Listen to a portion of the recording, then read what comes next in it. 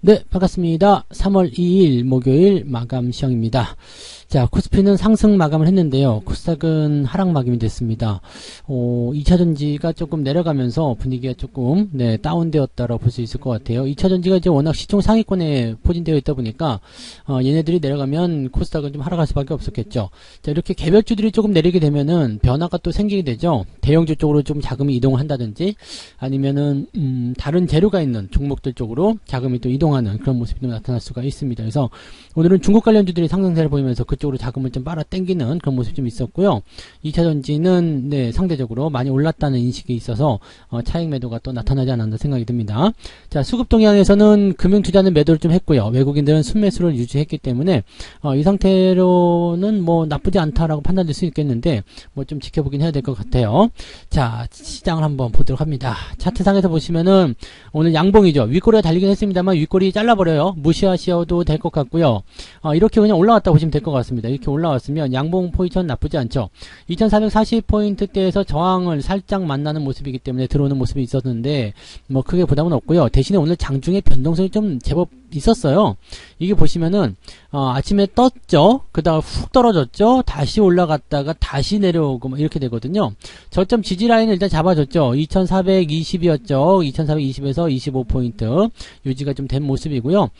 일단 치고 올라가면서 2425포인트 유지가 되는 그런 형태로 갔기 때문에 뭐 바닥은 충분히 잡았다라고 볼 수 있습니다. 장중 바닥은 저점은 형성이 됐고 대신에 이제 추가 상승에 대한 포인트는 애매했죠. 그래서 오늘 같은 경우는 이제 매수가 들어가시려면은 이제 14시 이후에 진행하시면 괜찮았겠다 판단되고요. 오늘 매매 안 하시고 그냥 내일 하겠다. 내일 주말이잖아요. 그러니까 오늘이 월요일이라 생각해가지고 내일 화요일이잖아 이렇게 생각하시는 분 계시는데 내일이 주말장입니다. 그래서 주말장은 또 변수가 있기 때문에 거기에 따른 부분을 생각해 보면은 뭐 오늘 굳이 매매하지 않고 금요일날 내일 대응하셔도 나쁘지 않았겠다 생각이 듭니다. 그래서 매매가 뭐 급한 건 아니에요. 매수가 급한 건 아니기 때문에 천천히 보시면서 진행하시면 좋지 않을까 판단됩니다. 자, 코스닥 쪽 한번 넘어가 보시면은요. 코스닥 쪽 같은 경우는 그래도 나쁘지 않았었죠. 훅 떨어졌다가 쭉 치고 올라가면서 다시 회복하는 모습 있었는데 마지막에 훅 빠져버립니다. 이게 막판에 떨어지는 모습은 굉장히 좀 부담스러워요. 이렇게 되면은 주가가 더 빠질 수도 있는 상황이 좀 되는 거고요. 이 매도를 이끌어낸 주범이 2차전지 일단 시총 상위에 있다 보니까 아무래도 이제 주가가 부담을 더 크게 받을 것이다 라고 생각할 수밖에 없습니다. 그래서 코스닥 쪽 실현이 있게 되면 코스피 쪽에 또 좋은 일이 생기는 거죠. 그러니까 종목은 항상 이렇게 자금의 이동에 따라서 어느 한 집단이 올라갔다가 또 다른 집단이 올라갔다 이런 식으로 나오게 되거든요. 그러니까 그런 부분들 참고해 주시면 될 것 같습니다. 수급 동향 한번 보도록 하겠습니다. 수급 보시면은요, 외국인들은 지금 4,794억입니다. 아침보다 더 많이 샀어요. 아침에 2,000억 정도밖에 안 됐는데, 여기서 그냥 2배 넘게 더 매수를 한 모습이고요. 금융투자도 매도가 나오긴 했는데 2,600억입니다. 그래서 뭐 크지 않아요. 크지 않고, 금융투자가 매도가 워낙 많았었기 때문에 여기서 뭐 부담감은 좀 있었다 볼 수 있겠습니다만, 그렇게까지 시장 영향을 줄 만한 내용은 아니었겠죠. 외국인들이 전부 다 일단은, 쓸어먹었다라고 생각하시면 되겠습니다. 이렇게 쓸어먹었다라면 대형주 쪽에 당연히 매수가 들어갔을 거라 생각하시면 되겠죠. 코스닥 쪽은 열심히 팔아먹는데 특히 기관 쪽 매도가 굉장히 많았던 것 같아요. 기관 쪽에서 무려 2295억입니다. 이 정도 팔았으면은 아마 2차전지 쪽에서 기관 쪽 매도가 가장 많지 않았을까라는 생각이 들 수도 있을 것 같아요. 기관들은 원래 잘 안 팔았죠. 2차전지 쪽에서는 팔더라도 조금밖에 안 팔고 또 외국인들이 매도하는 영상이었는데 지금 기관들이 다시 던지는 모습이 좀 나타나니까 이 부분도 한번 살펴볼 필요는 있을 것 같아요. 어쩌면 공매도의 개입일 수도 있겠죠. 주가가 단계 많이 올랐으니까. 자, 시총 상위 종목들 보도록 할게요. 시총 상위 종목들 살펴보시면 뭐 특이사항은 없습니다. LG에너솔루션이나 SDI, LG와 뭐 큰 문제는 없었죠. 그래서 2차전지 괜찮은 것 같은데 라는 생각이 들지만 코스닥 쪽은 좀 애매했죠. 자, 오늘 포스코 홀딩스가 가장 많이 올랐어요. 장중에 7% 넘게 상승하기도 했는데 결국에는 5.97에서 마무리됐습니다. 이것도 어디에요? 이제 추세를 이제 잘 밟아가는 모습이라서 긍정적이다 볼 수 있겠고요. 하이닉스가 조금 내렸는데 이거는 아직 여유가 있다고 그랬죠. 나쁘지 않습니다. 그래서 유지 잘 하시면 되는 거고요. 삼성전자는 플러스로 일단은 마무리되긴 했습니다. 조금 아쉽죠. 네, 위쪽에서 쭉 내려간 모습이라서 아마도 금융투자가 또 던지는 모습이 있지 않았을까 생각되는데 조금 이따 살펴보도록 하죠. 자, 그 다음 패턴 보시더라도 뭐 그렇게까지 많이 올라온 종목들은 없어요. 근데 또 반대로 많이 내려간 종목도 없다라는 게 오늘의 핵심일 것 같아요. 그래서 그런 부분들이 좀 잡히면서 시장은 일단 어느 정도 유지가 좀 됐고요. 화장품 관련주들도 오늘은 좀 올라왔죠. 중국 관련해서 뭐 아무레 퍼시픽도 오늘 4%대 상승했고요. 뭐 크게 걱정하실 필요 없습니다. 어차피 리오프닝 관련주들은요, 주가가 떨어지더라도 뭐 부담을 가질 만한 이유는 없고요.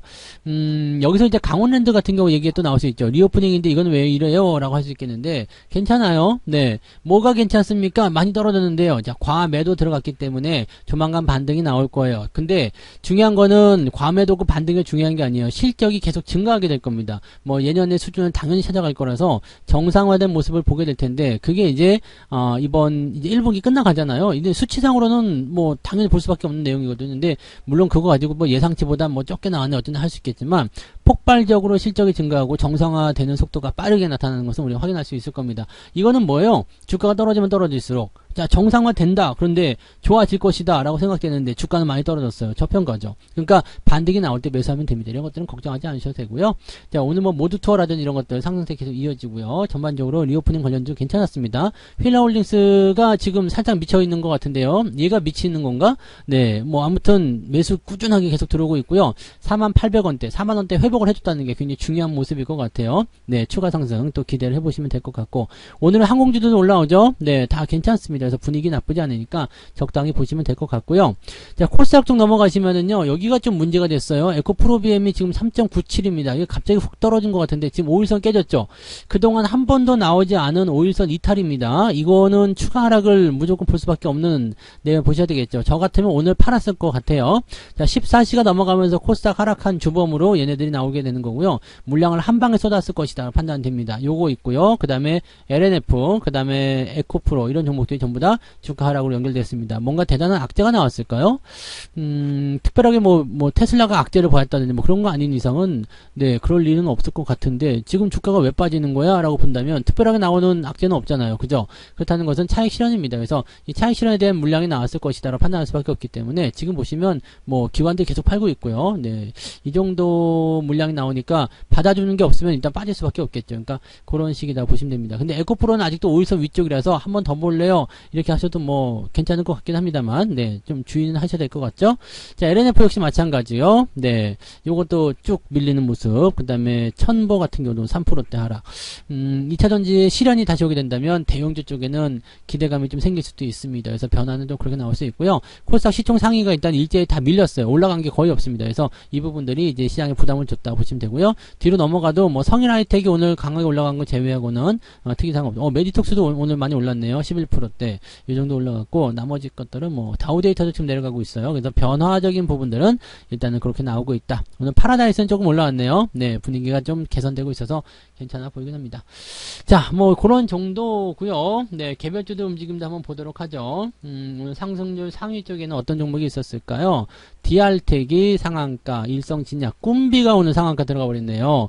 영유아 관련주죠. 그래서 오늘 제로투세븐, 네, 잘 가고 있습니다. 네, 제가 이 음봉은 돌파할 거라 말씀드렸죠. 그래서 이 부분 넘어간 모습인데 일단 만원대까지는 일단 보고요. 그 이후의 상황을 좀 보도록 하죠. 네, 아가방 컴퍼니도 마찬가지 넘어가죠. 이 음봉이 굉장히 중요한 겁니다. 이 음봉 상황을 정리하면서 올라간다.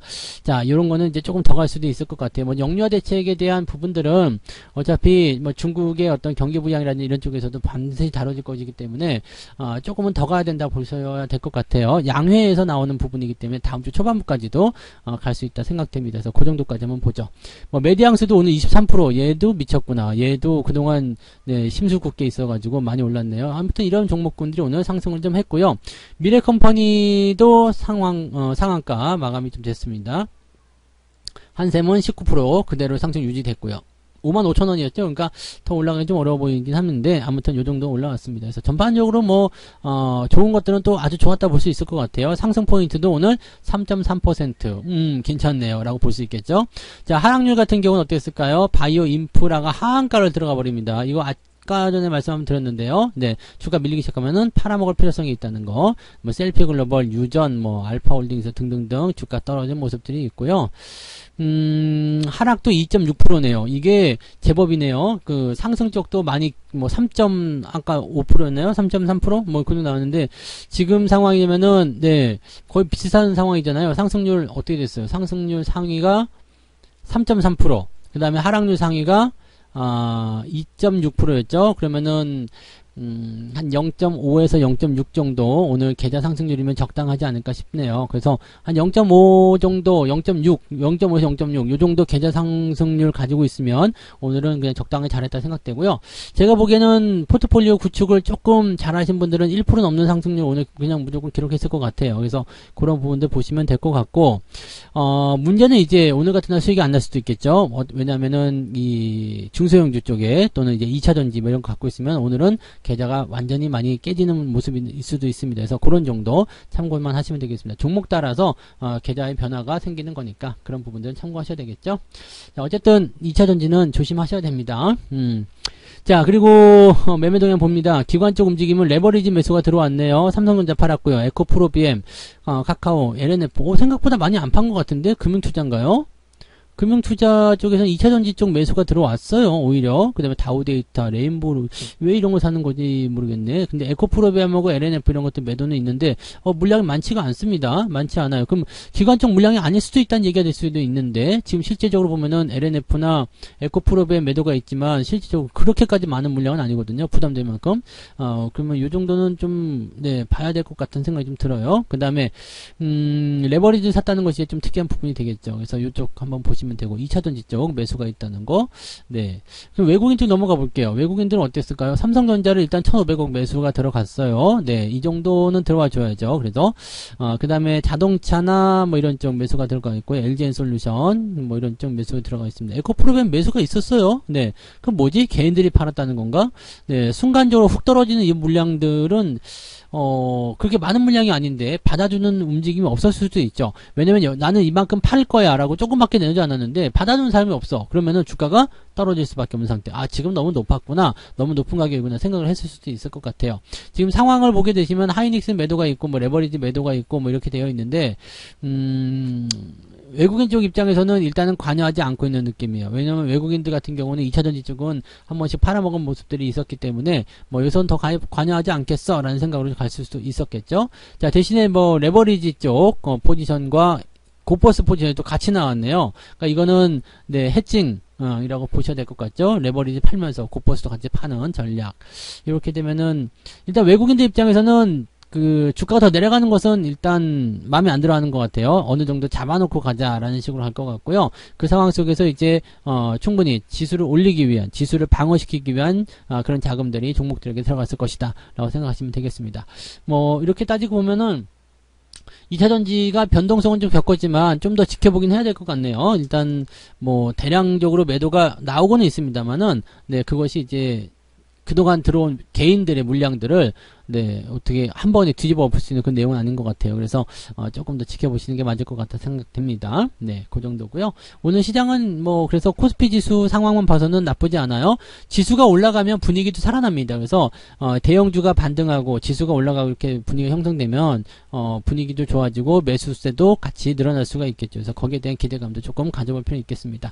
내일은 주말장이니까 약간 변수는 가지고 있을 거고 다음 주에는 만기이기 때문에 또 변수가 있겠죠. 근데 뭐 그런 정도의 어떤 움직임들은 그렇게까지 크게 걱정은 하지 않으셔도 될 것 같다 판단되니까 일단은 편안하게 좀 지켜보시면서 가시면 되겠고요. 종목들 잘 들고 가시고 여유있게 대응도 하시기 바랍니다. 자, 오늘은 저녁 9시에 네, 무료방송이 있습니다. 그래서 9시에 또 오셔서 무료방송 같이 또 이야기 나누시면 좋을 것 같아요. 전체적으로 네, 계좌가 잘 올라가고 있는 것 같아서 다행스럽다 이런 말씀 좀 전해드리고 자, 저는 여기서 마무리하도록 하겠습니다. 즐거운 오후 보내시기 바라고요. 맛있는 저녁 식사하시고 이따가 무방에서 뵙겠습니다. 고맙습니다. 본 방송에서 제공되는 모든 정보는 투자 판단의 참고 자료이며 투자의 최종 책임은 본 방송을 이용하는 본인에게 있습니다.